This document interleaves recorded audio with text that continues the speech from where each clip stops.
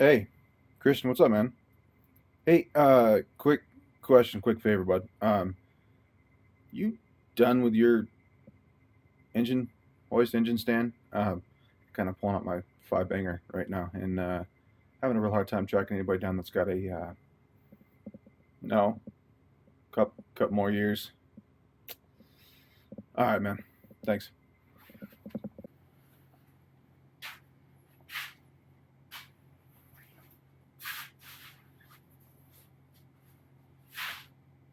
Who's got a hoist? I'll call Josh.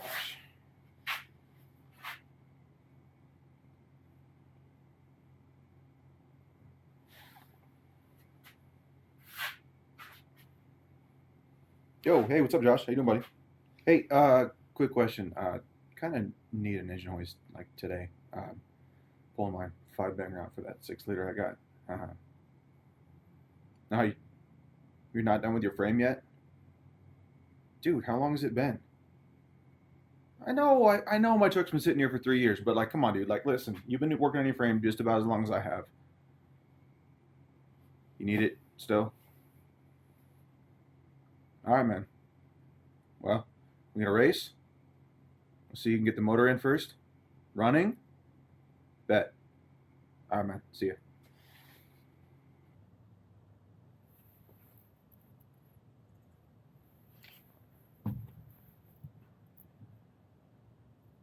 Hey, Justin, what's up, man? Hey, can I borrow your cherry picker, your engine crane? You're in Hawaii for the week, and you didn't invite me, dude. All right, well, I'll see you when you get back then, right? Later.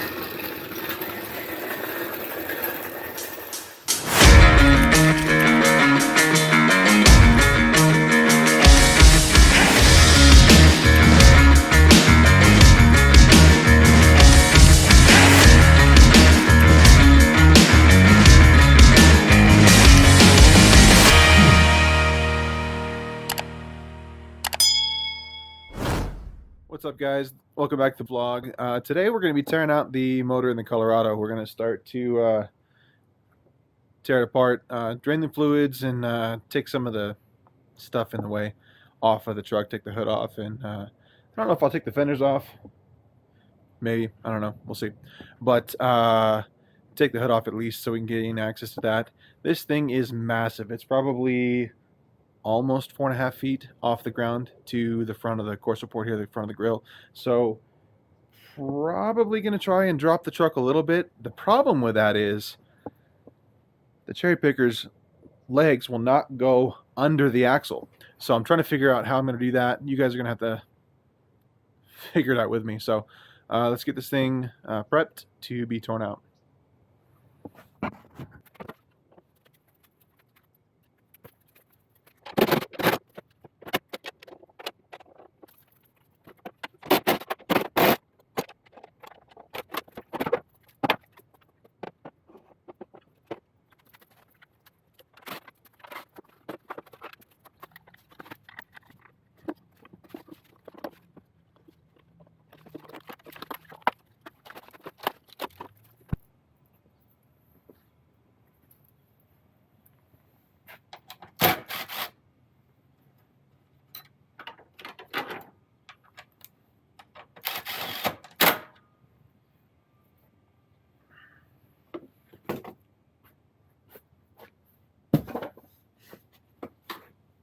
So this is the intake manifold, and there's actually like a big cover that's on this. I took it off years ago, but I don't know, thought it looked cooler when I did my last motor swap. I took it off.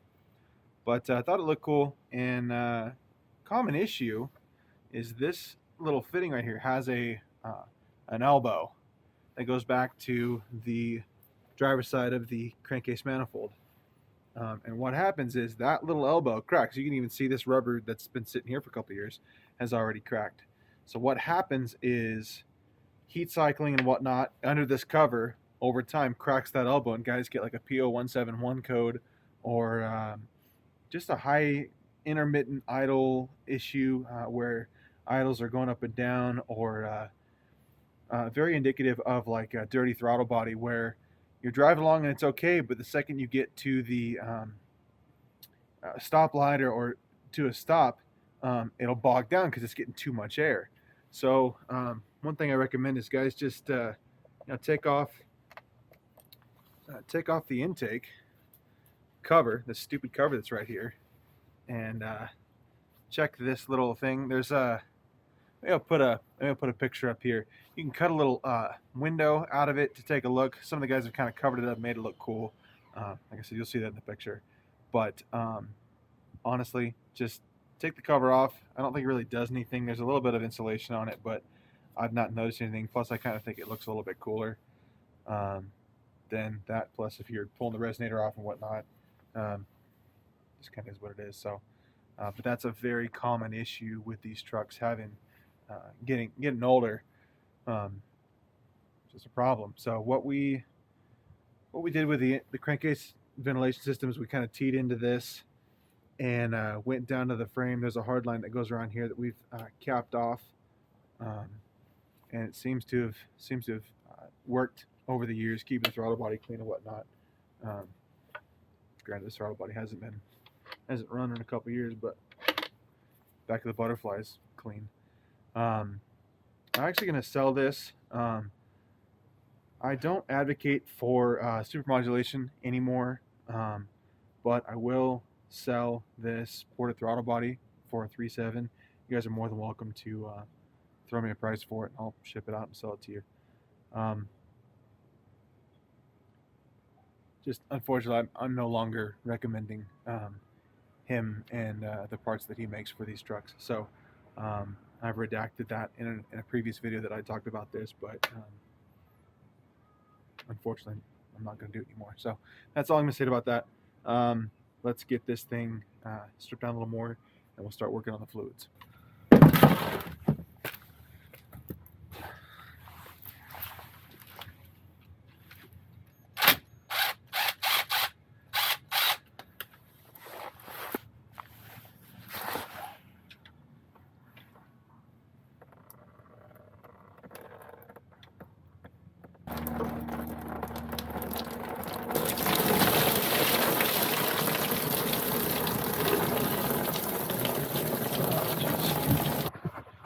You guys all right? Splashing the screen.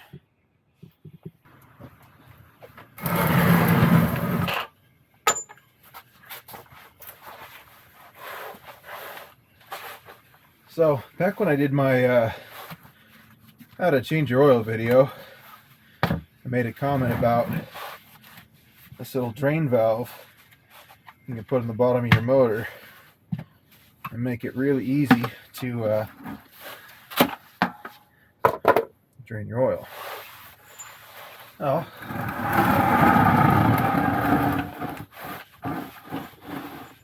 if I get on bucket here, I'll pull the cap off.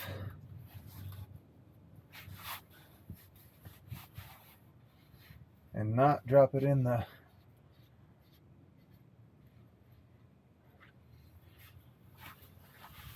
So I pulled the cap off. Now I'm just gonna put my fitting on it, put a little hose on there. That goes into my bucket. I'll put my bucket over here. And let me just screw it on here.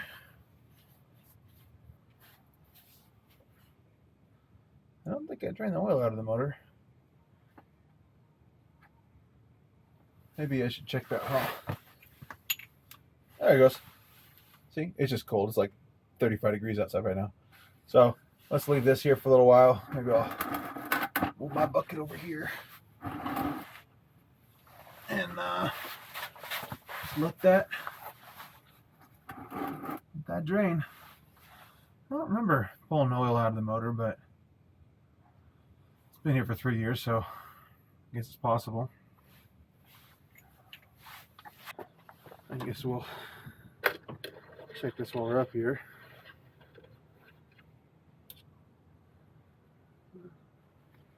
Maybe I did drain it. I don't see anything on the dipstick.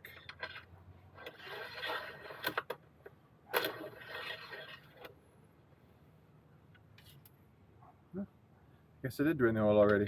How about that? Right, well, I guess there's one less fluid I got to deal with right now. So this here is a fan out of a Volvo, late 90s Volvo. I think I picked it up at the junkyard for probably all of $50. Had no street sign, and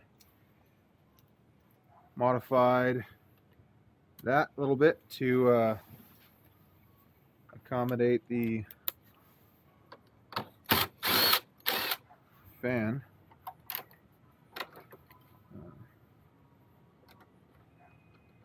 Since I'm here, I might as well just take this off.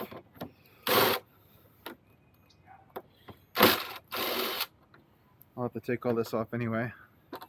So this is a Volvo fan out of like a mid-90s, late 90s, like a 700 series wagon or something like that.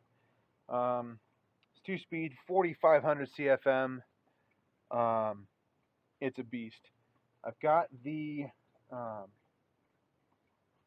temp sensor down here in a little T-fitting at the bottom here. I'll probably have to pull that out just to get it out of the truck here, but basically it's got 2 speeds, so when the temp sensor grounds out at whatever temperature it's supposed to, it turns the low speed of the fan on. What I wanted to do, and what I'll end up doing here now, is turning the high side of the switch here in this box I made in the cab, so that if I ever want to turn on the high speed, I got it 24/7, no big deal. Wire it to ignition, or however I gotta do it, no big deal. Probably not, because I'd like to be able to turn it off if the truck's not running, so probably do it just constant to a relay. But I picked it up from the junkyard. I think it was all of $50 for the whole entire fan shroud here. I built the kind of road sign here. This is a kind of CSF knockoff radiator, full aluminum radiator. I don't remember if it's a 2-core or 3-core. I guess we can figure that out. But figured with all aluminum, it's got better, heat dissipation abilities. It fit okay. The bottom pegs down here were a little bit off. Obviously, I don't have a shroud anymore, so that's irrelevant. But it fit okay. I haven't had any leaks with it. I ran it for a little while before the motor blew up. No, that's not why the motor blew up. But there for a while, they were like $150 on eBay or Amazon, so I picked it up. They're literally the same thing as the CSF. I would wager CSF buys them, puts their stupid little stencil on the front of it, paints their name on it, and puts it back in the box and tapes it back up. So, you guys want a quality, air quotes, radiator for about the same price it would cost you to replace it with a stock one. It's an option. Here you guys can see the little T-fitting that's completely gooped up. Let's get this thing out of here now.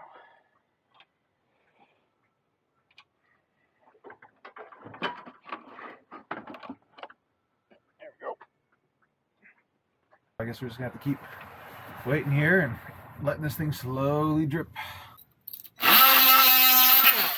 I'm sure somebody will ask, but this is literally just a Hayden oil cooler, basically, from, I think I bought it from O'Reilly's. If you guys are curious, I can throw a link to something like this. But these are really great for lifted applications, guys that tow, stuff like that. It's good to have a little cooler for your transmission that's outside of the radiator so that it's not heat soaking quite so much the radiator internal. Plus, it's kind of a bad day if the oil gets into the coolant and the coolant gets into the oil. So ruin your motor, ruin your transmission. So separating them kind of avoids the possibility of that ever happening. First one in the yard this morning. Happened to see there was a Colorado here in a local yard and figured I'd drop by. Turns out it's been here for about a week. I'm literally walking up on it. And they've already stripped the motor, trans, T-case, and everything out of it. Okay.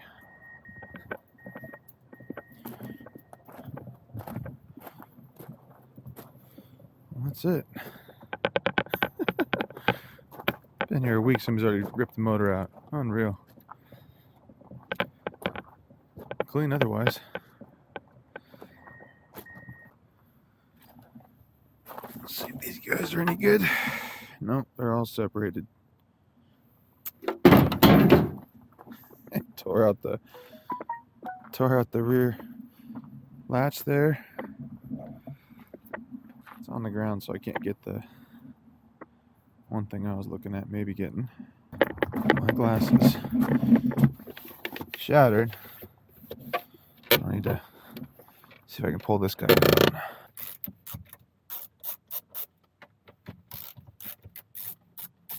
Should just pop right out. There you go. So you don't have to replace your whole mirror. You just got to get that out. Now I can just give this back to the truck, and somebody else needs it, they can have it. So I happened to find another one over here. I guess I was searching for Colorado. I found this issue. One of the reasons I came down here was that that's what I said, sunroof. The Blazer overhead console that I put in the Colorado, I want to put, I've got a little tiny one, a new door back in the spot where I put all my switches. I'm going to change that up, and I'm going to put the switches in the lower console, the center console, and I need to replace the door. So, figure while I'm here, and I spent my $2 to get in the door. It's got a sunroof. This yard's got no shortage of Blazer consoles, or Blazers, Jimmy, stuff like that. Ooh, this is going to be sketchy.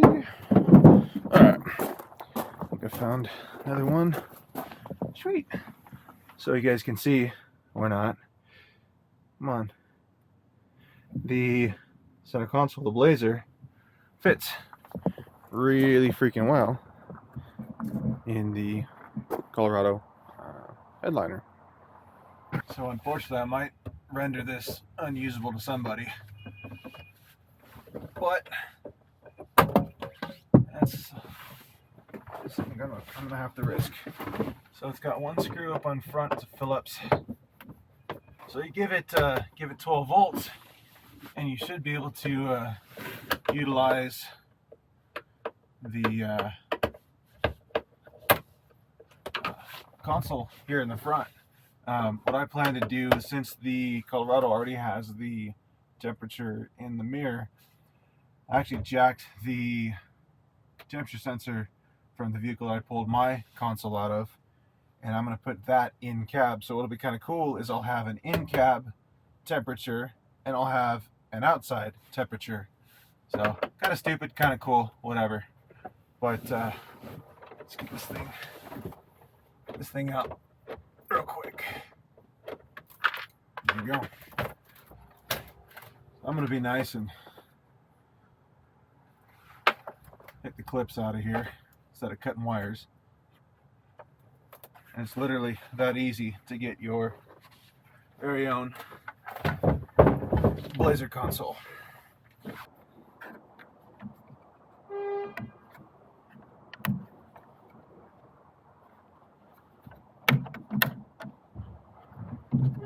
you go. There's the door I need. So didn't need to take this out to get the door, but I'm going to show you guys really quick. 3 screws, 2 clips. Got yourself a Blazer overhead console. They're usually about 15 to 20 bucks at the junkyard. Inflation being what it is, it's possible that it's gone up, but it's a good idea. It's a good deal for you to add some storage. You can track down one that doesn't have the kind of home MyLink whatever garage door opener. These little guys are eyeballs, so those are kind of cool. Let's go find something else. So here's another cool way. 2000 Xterra, thereabouts. You guys know what they look like. If you guys want a solid axle, right there, it's a 4-bolt, big ol' IFS Nissan Xterra steering box. Super beefy. A little bit of welding, a little bit of magic down here, and it literally bolts up to the factory intermediate shaft for the Colorado. So if you guys want to run that, there you go. I'll be doing that to mine, or I've done that to mine, and what I'm going to do is I've got a second one that I pulled out of the yard years ago. I'm going to tap it for Hydro Boost. I've got a big ram for the axle, and I'm going to show you guys how to tap the steering box for Hydro Assist. Obviously I'm doing an LS swap in my truck 6-liter, but and I bought the full Yukon, but as you can see, there's an LM7. There's an LM7. Walk down here a little ways. This one here is probably another LM7.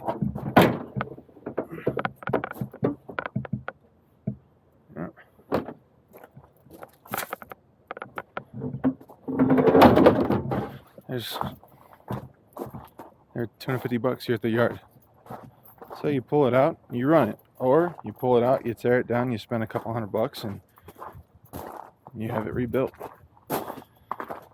I'm on the first row. I haven't even left this first row, gotten into the trucks yet. I'm still walking down to another one down here. There's another LM7.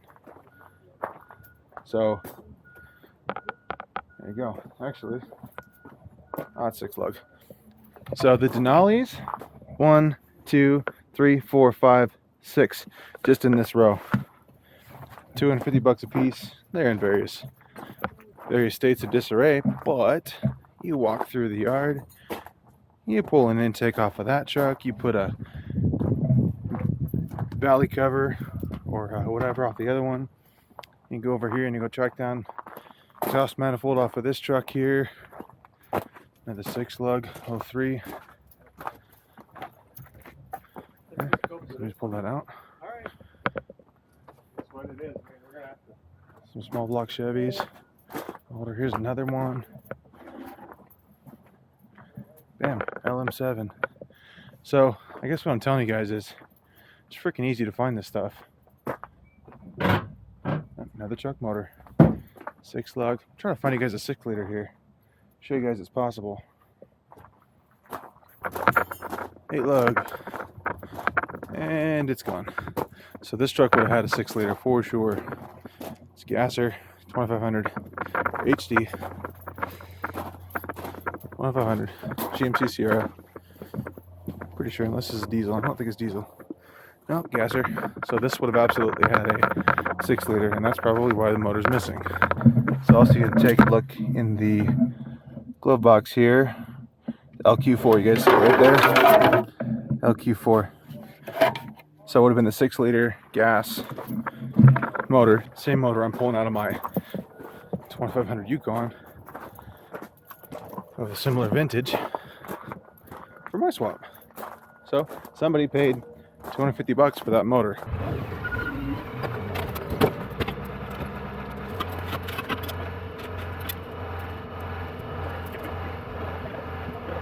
So I'm cheap. And I do this for you guys. But I'm still cheap. Now, I didn't want to pay the 40 or 50 bucks it would cost me to get a brand new diff cover. I don't have any use for a brand new diff cover. I've got I've got a 12 bolt under my truck. So a couple guys, since we did the front diff rings, wanted the rear differential to have a diff ring. So pulling that out right now, and I will have one for you guys here in a week or two.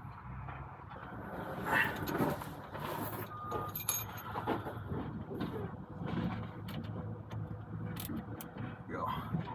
Told myself I should have bought my impact. Nah, not gonna do that. Enough. Probably should have done that.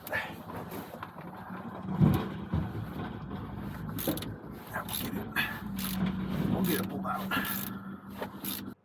This is the American axle manufacturer's 8-inch ring gear. It's the axle that's under the Colorado's 4 and 5 bangers.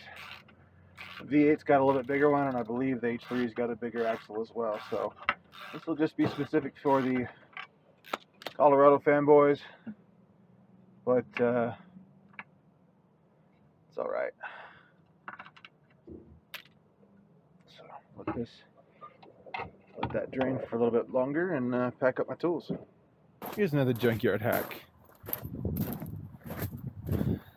Mid to late 90s, Ford owned Volvo. So check this guy out here. Ooh, he's stuck. We're gonna strike out on this one. 92, too old. Late 90s Volvos, some early 2000s, have a 2-speed Taurus style fan. That's been taken. And you take that, a little controller that comes with, you put it on a little shroud like I showed you guys, and that's a Beamer. There's a little bit newer Volvo here. Alright, here we go. Perfect. So what you guys are looking at here is there's a Volvo 2-speed fan under here. Basically you take all this wire here, power wire, stuff like that, the whole shroud, this big old thing you don't need, but wires are coming over to here. Cut them, yank them out as far as you can, whatever. A couple bolts here and there. Just pull off the fan body itself, just the last little fan body. Don't grab the actual shroud to the radiator. And that controller there as well, and as much wires to the temp senders you possibly can. This will be about $100 at most to pull out, and you guys can see. Turn the light on. I don't know if that helped or not, but basically you got a nice big 2-speed fan with a built-in controller. You put one wire to the lower radiator hose in the Colorado, one to the inside of the high speed, and bam, 2-speed Volvo fan. Need a shroud or whatnot. Maybe I'll copy the one that I've got and put it up for sale, so you guys can start buying these at the junkyard for $50 to $100, and you got yourself a E-fan. You know, cheaper than the other ones that are available for the Colorados at $400 and $500. So this one just happens to be a 99 Volvo C70 Turbo Turbski. All right, well, I just got back from the yard. Put my mirror back in. I can do this one-handed, huh?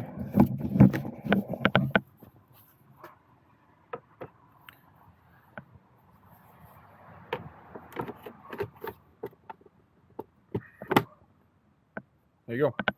The other part is this guy.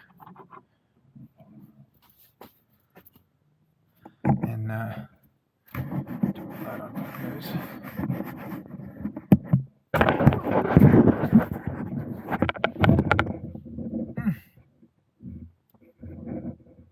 Alright, it's not my fault if the camera falls down. So you guys can see I've got all these lights here, switches here, and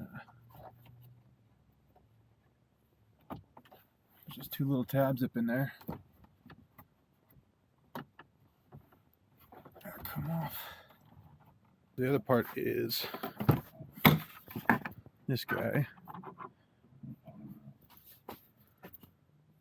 and turn the light on for you guys.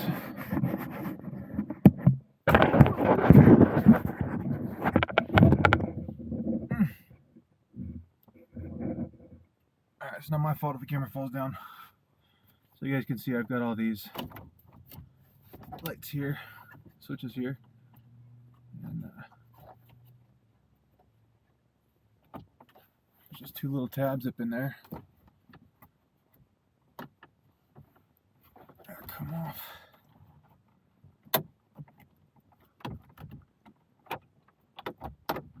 There we go.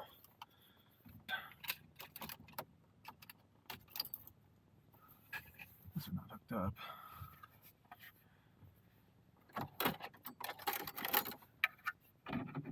And you just slide these under slide these under the little clippy there. I see it. I see it.